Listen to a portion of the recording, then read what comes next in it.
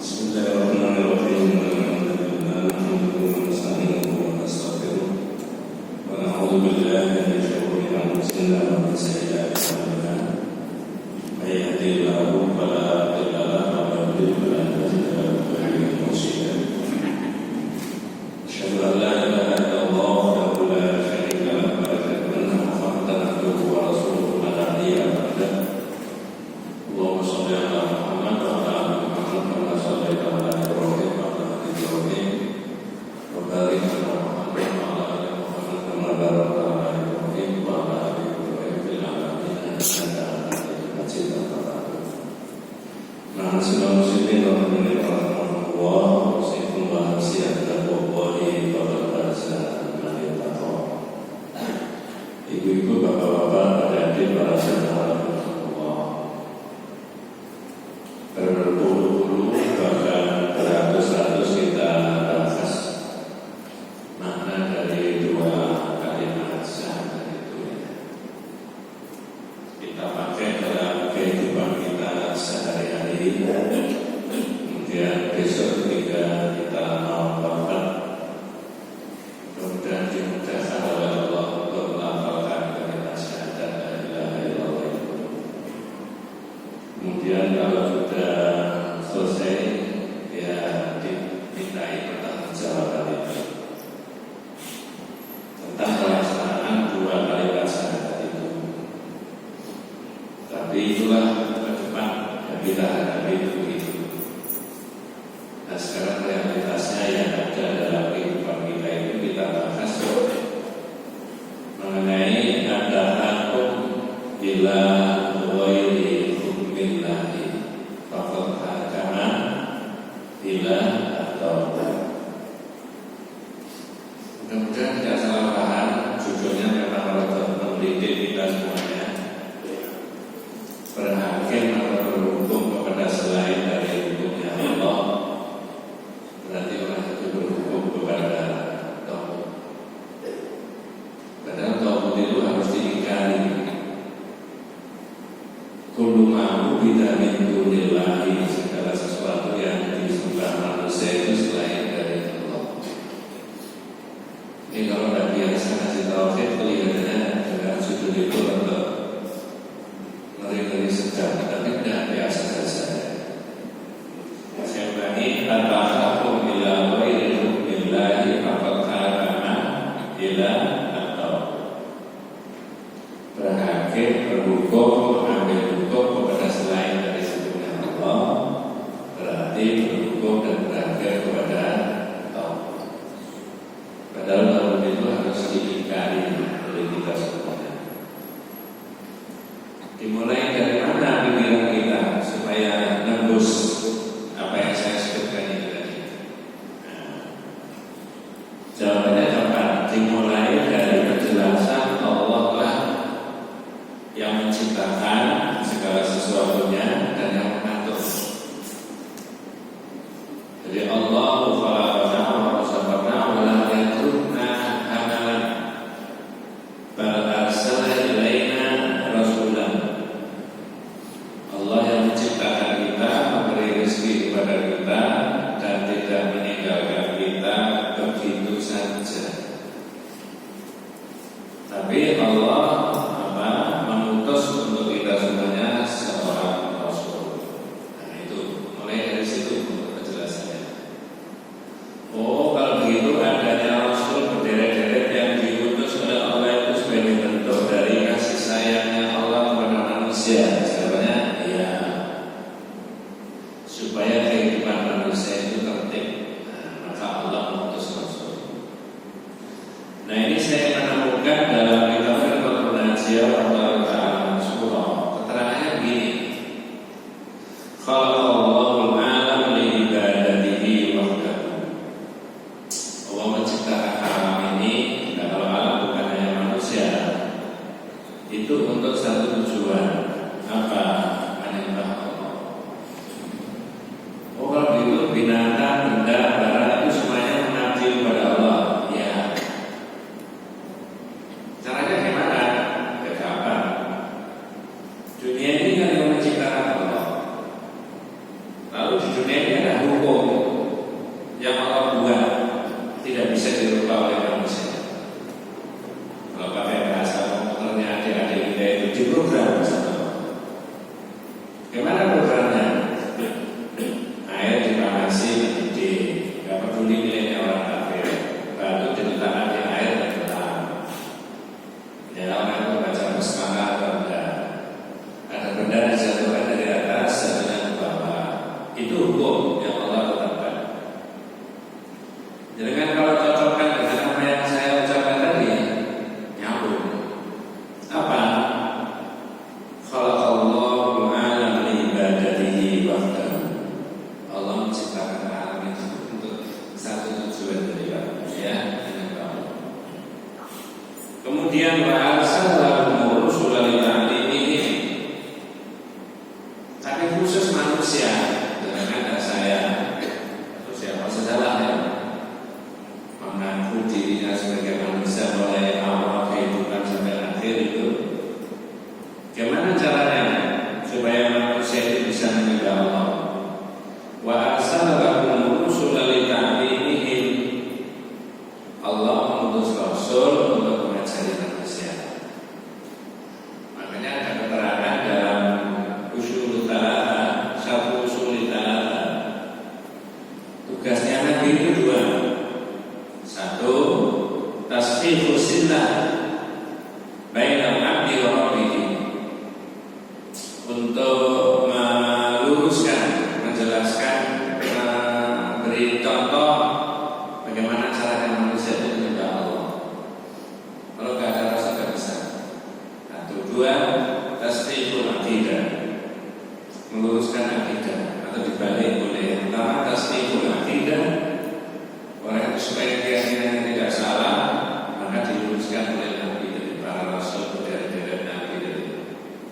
Dan yang kedua adalah tasfihul sillah bainal abdi wa rabbih, yaitu meluruskan caranya beribadah antara manusia dengan Tuhannya. Nah, kitab ini menulis, sebelum saya bahas di kitab tauhidnya bab yang ke-39, wa arsalahu rusulan, Allah mengutus rasul li ta'limihi wa anzala rusul al-kutub. Terus Nabi itu dibekali kitab sebagai pedoman. Nah, sekarang di zaman modern ini banyak orang terbuka. Oh, ternyata Quran itu bukan buatan Muhammad. Tidak mungkin. 1400 tahun yang lalu dunianya masih gelap, teknologi belum modern kayak begini, komunikasi belum begini, informasi belum begini. Tapi kitab itu sudah belum apa-apa. Jadi yang pertama saja sudah menantang. Dan kalau kita lalui bagi hudan lil muttaqin, ini kitab gak diragukan lagi, petunjuk bagi orang takwa. Jadi kan sepertinya menantang orang yang hidup di ratusan ribuan tahun yang akan datang. Ayo, siapa yang bisa jadi petunjuk selain dari Quran? Nah, sepertinya begitu. Maka di kitab ini wa anzalna rusul al-kutub liyahkuma bil haqqi wal adli bainahum, supaya kitab tadi oleh Nabi tadi dipakai sebagai dasar hukum untuk memberikan keterangan tentang kebenaran dan keadilan. Wahadal hukum. Nah, ini hukum itu tadi yatamatsalu fi kalamillahi wa kalami Rasulillah sallallahu alaihi wasallam. Ringkasnya hukum itu ada di dawuhnya Allah dan dawuhnya Rasulullah. Ya, wa yashmulu al-hukum bil ibadat wal muamalat wal aqaid wa tashri' wa siyasah wa ghairiha min umuril bashar. Dan hukum yang ada di kitab-kitab itu yang diturunkan oleh Allah tadi menyangkut banyak hal. Inilah yang saya maksudkan.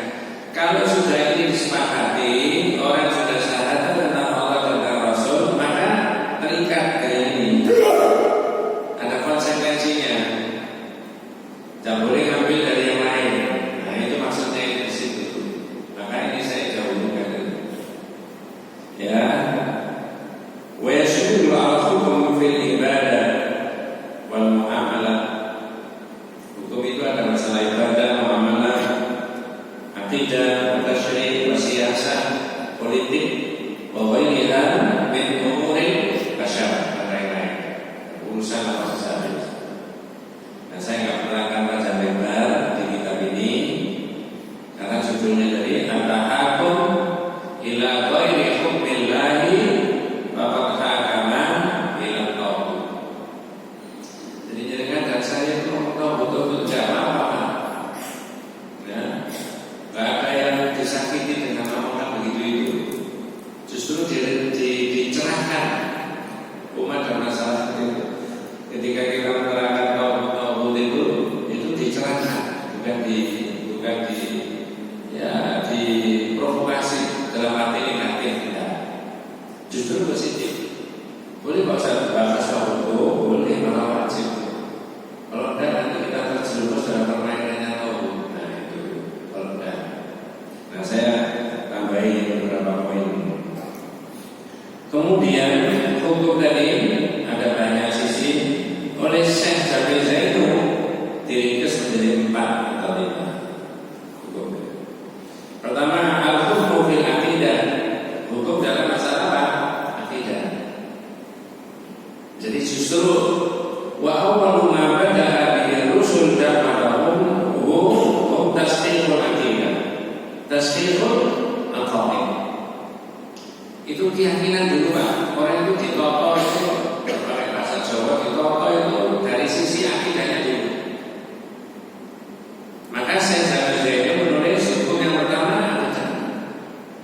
Wa awwalu ma bada'a bihi rusul da'wahum huwa tasdiqul aqidah. Akidahnya diluruskan dulu. Difokuskan aja kepada Allah. Tidak boleh ini, tidak boleh ini, itu dulu. Maka dalam konteks Nabi Muhammad dan nabi-nabi yang lain disuruh melafalkan la ilaha illallah. Itu la ilaha illallah itu ada nafi dan isbat. Nafinya la, tidak ini. Isbatnya ilah. Jadi diarahkan satu-satunya. Makanya saya Ramadan kemarin itu di Masjid Al-Azhar ya. Pondok Mutiara itu mana? Nah ini saya ngecek aja, saya tidak tahu kalau sudah ngecek dengan itu apa itu ternyata terjengah. Itu saya diminta menerangkan tauhid dan gerakan perubahan. Kelihatannya keren.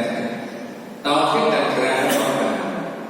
Terus saya sebutkan memang tauhid itu yang diajarkan Nabi itu membawa perubahan dan itu tak panjang saya nggak terangkan. Setiap ada gerakan perubahan kebaikan pasti ada yang menentang. Pasti ada dalilnya itu. Siapa yang menentang? Kalau ada gerakan ke arah kebaikan, gerakan perubahan ke arah keadilan, gerakan perubahan ke arah kesejahteraan bersama, ditentang. Yang tentang itu orang yang menikmati kebobrokan. Pasti ditentang. Jadi lihat juga begitu Pak. Gerakan yang Rasul itu ditentang. Ya, ajaran alihata ilah wa mengapa menjadikan Tuhan banyak dijadikan cuma satu, menentang gerakan yang tadi. Ya.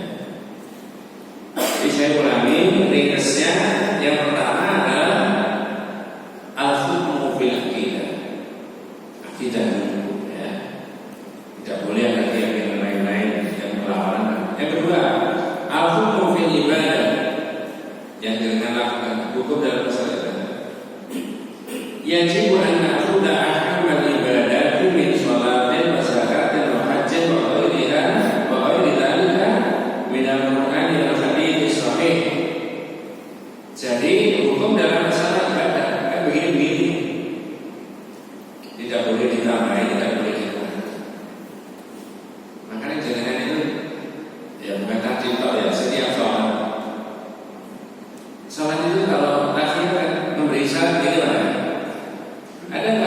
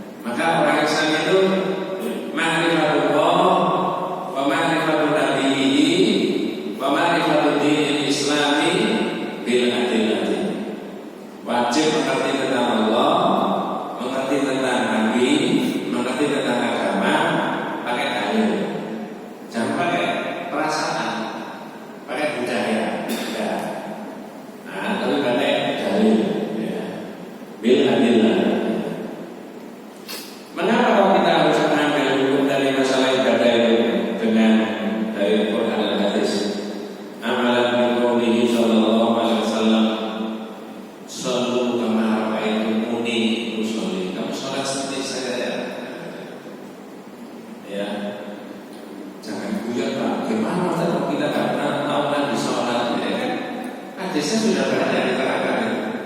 Ya, kalau haji aku memahami manasikaku, kamu kalau manasik haji dan umrah yang itu saya buat sendiri, kamu kan begitu. Ya, wudu juga begitu. Ya, kata Sayyidina Umar, "Ra'aitu Rasulullah sallallahu alaihi wasallam mithla wudu'i hada." Saya tahu Nabi itu wudu seperti wudu saya ini. Nah, itu juga saya tidak hadis. Baik, tidak maksud. Yang ketiga adalah hukum fil muamalah dalam pergaulan. Saya akan menerangkan bahasa lebar ya. Kemudian yang keempat adalah hukum fil hudud wal qisas, yaitu hukum dalam masalah pidana dan perdata. Ada tambahannya al-hukmu fit tasyri', yaitu hukum dalam masalah syariat secara luas. Berarti pelajarannya dari saya itu, kalau sudah syahadat tentang Allah dan Rasulullah, maka hukum tadi ambil dari itu tadi yang saya sebutkan tadi. Ya, tidak boleh orang itu membuat sendiri. Nah, gitu. Berarti ini hukmu illa lillah. Hukum itu miliknya Allah. Jawabannya iya. Nah sekarang di kitab itu Pak ya, di kitab. Dimulai dari penjelasan mengenai adanya orang yang berselisih pendapat. Ya. Karena baina rajulin minal munafiqin wa rajulin minal yahudi khusuman. Saya tanya, orang munafik itu orang Islam atau orang kafir?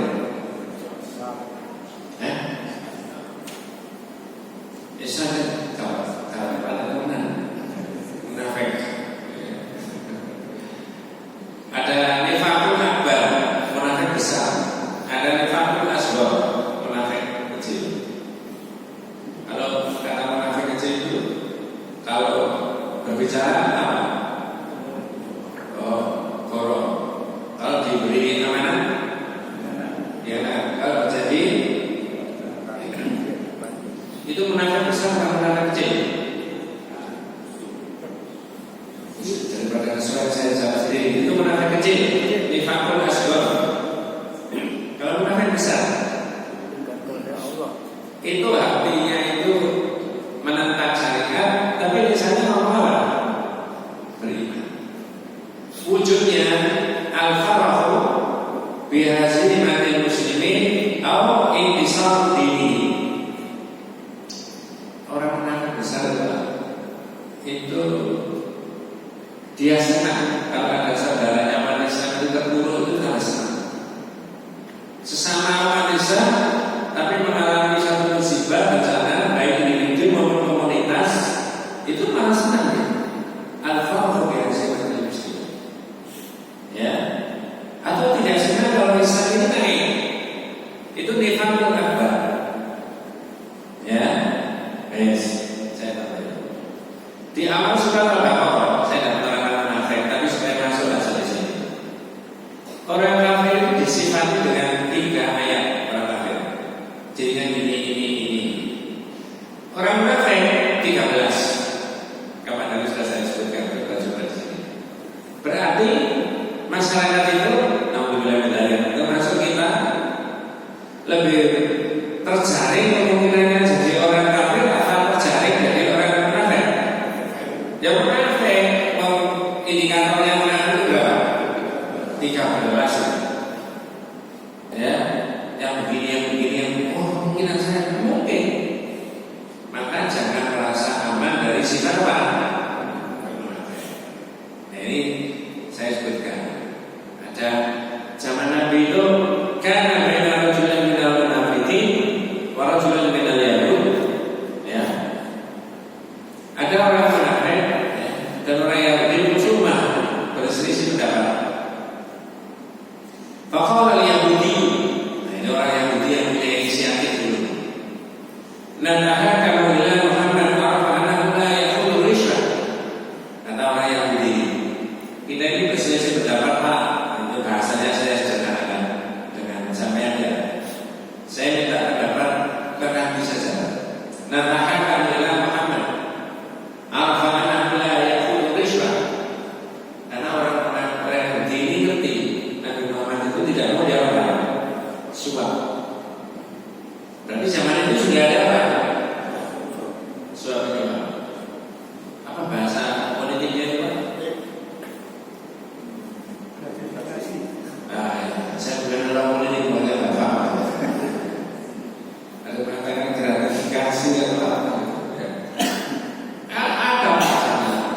supaya menurut pikirannya orang Yahudi ini fair. Kalau minta kepada Nabi Muhammad karena Nabi Muhammad tidak mau disuap, maka ini fair, jujur. Nah, tahakam ila Muhammad arafa'anahu la ya'khudul islam. Jadi kan yang munafik ini lebih beda. Faqala munafik, para munafik mengatakan anda tahakam ila Yahud li'ilmihi annahu ya'khudul islam. Orang yang munafik ini malah kejak pada orang Yahudi. Alasannya apa? Orang Yahudi yang dituju, yang dianggap sebagai ahli hukum itu tadi mau diapakan? Disuap. Ini contoh jawabannya apa ya? Yang satu mengajak Nabi, justru orang Yahudi fair play, ya, supaya benar-benar jujur, adil. Tetapi orang munafik mengajak pada orang Yahudi. Ada tiga temunya kan? Tidak ada. Kalau saya Pak Silin,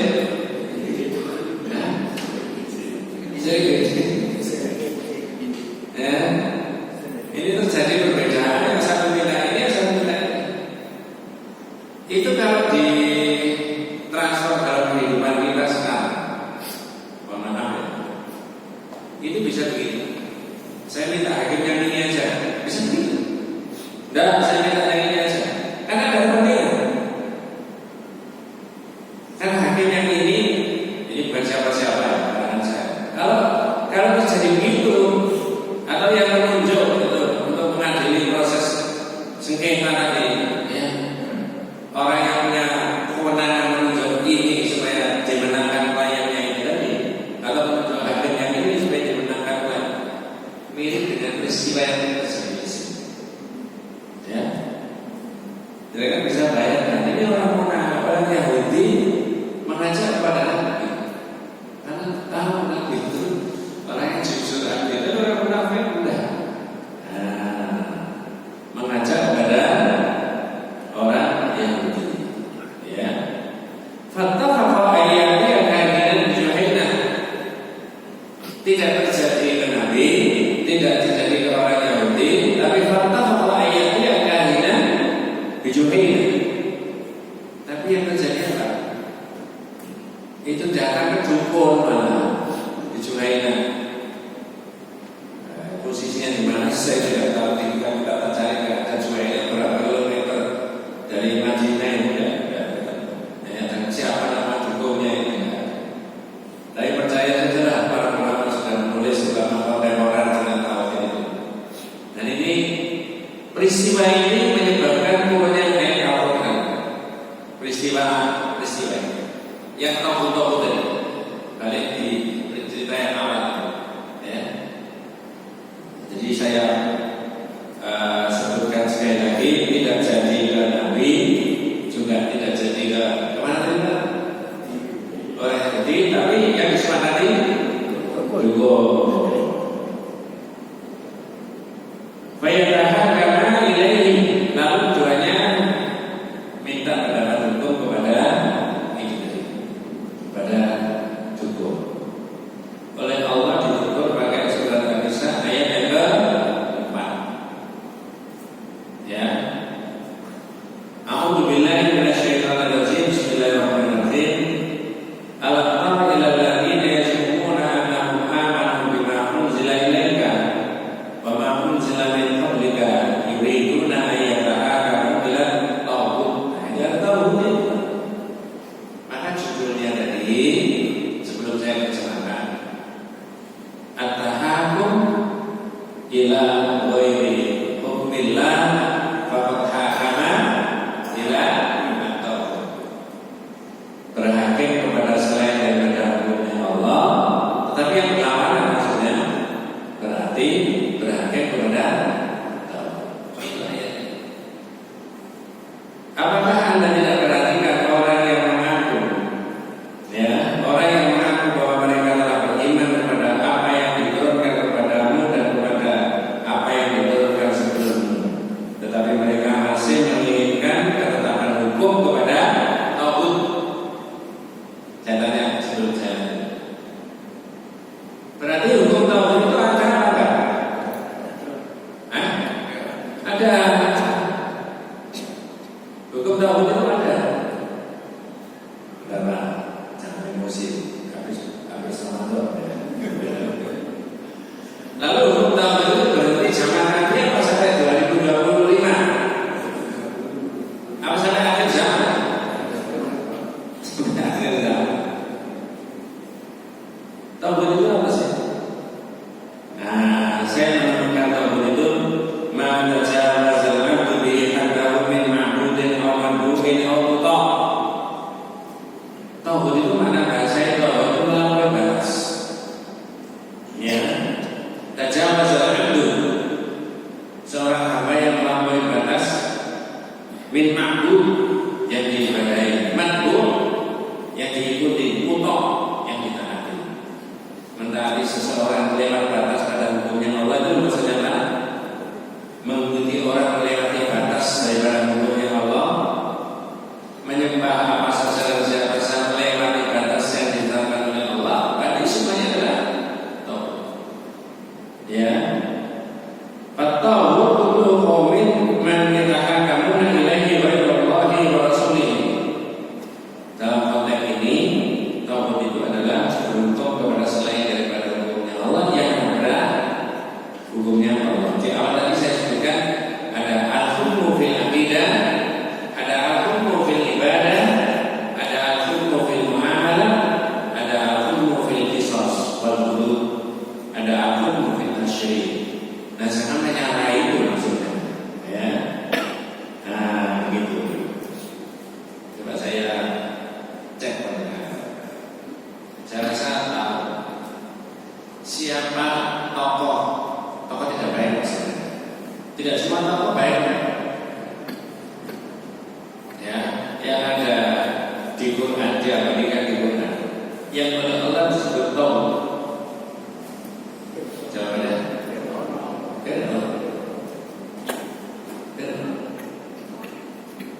saya menemukan di beberapa ayat Nabi Musa sama Nabi Harun diperintah oleh Allah, idhaba ila fir'auna innahu tagha. Sehingga kamu dalam itu tauhid belum bebas. Nah, itu kan. Pakai istilah bahasa tauhid. Ada ayat yang lain lagi surat An-Nazi'ah. Nabi Musa saja idhab ila fir'auna innahu tagha. Jadi tauhid itu tidak berhenti sampai pada siapa? Fir'aun. Ya. Di 2024 kemarin ada enggak tauhid? Ada belum baca tapi enggak usah dicari. Ujung jari saya enggak boleh mengarah ke siapa-siapa. Ya. Ini benar Pak. Orang enggak boleh melampaui lagi. Nah, itu tauhid ya. Maka disebutkan ka'asa Fir'aun Rasulullah fa'akhadnahu akhdan wabilan. Kalau Fir'aun itu mendustakan Rasul, maka kami siksa dengan siksaan yang berat. Ya, kita tidak bahas itu. Tapi saya memberi contoh saja. Fir'aun itu model pemimpin yang oleh Allah disebut apa? Tauhid. Kalau orang pemimpin di zaman modern mau disebut tauhid, ya ikuti siapa? Bermadhablah kepada madhabnya Fir'aun. Tapi jangan. Nah,